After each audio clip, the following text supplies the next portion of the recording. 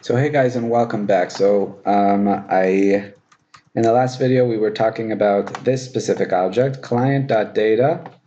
It's the first element of the data array, okay?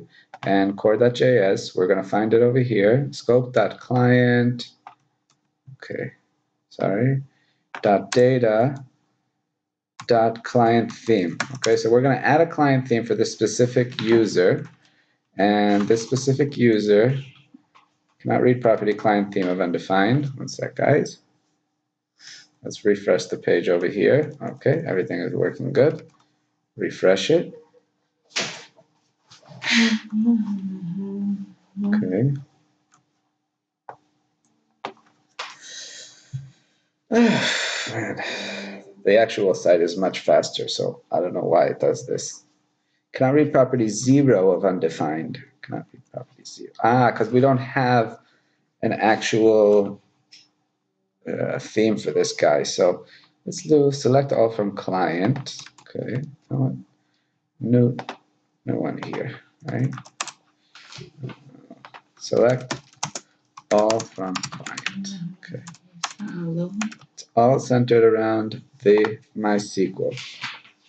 And leashybaby@gmail.com. This is what we have currently. Client theme equals, let's say, cyborg, okay, which is the dark.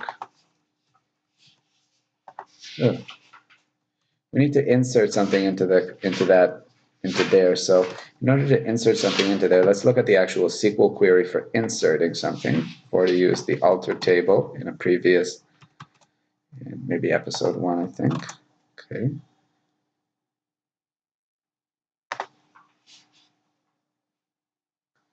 Okay.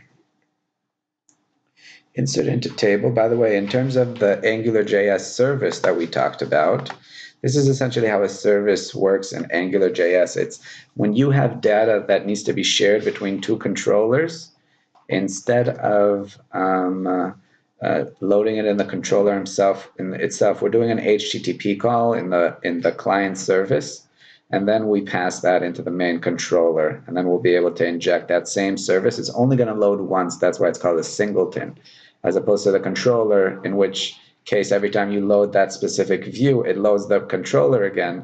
But if you open the profile controller, it's going to load the user service. And then if you go ahead and open the dashboard view, which also uses the user service, it's not going to load it again because the user service has already been loaded. So that's a small note into why we're using an Angular service in this specific case. And we do insert into table name these value. Value 1, insert into table name, the column. Okay, awesome. Here we go.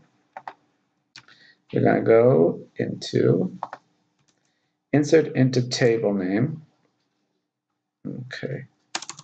Where client underscore ID equals, what's the client ID? Which is leashybaby@gmail.com, client ID 8. Okay. Client ID equals 8. I'm adding into the client table something called the client theme. And the value is going to be just one record, which is going to be a string. And the string is going to be cyborg. Okay, very dark theme. Let's see if that works. And run that. Where client underscore ID equals 8 at line 3. Insert into client theme. Value cyborg. Client underscore ID. Why does that not work? Client ID.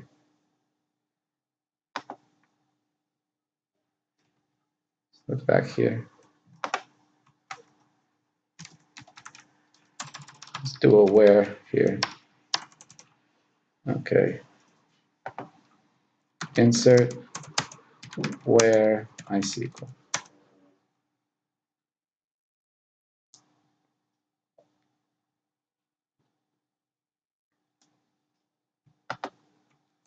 And as you can see, in coding, almost everything is just doing Google searches and continually understanding that you don't know everything and that you need to continue asking Google. It's all about asking the right questions. Okay, so we'll continue in the next video.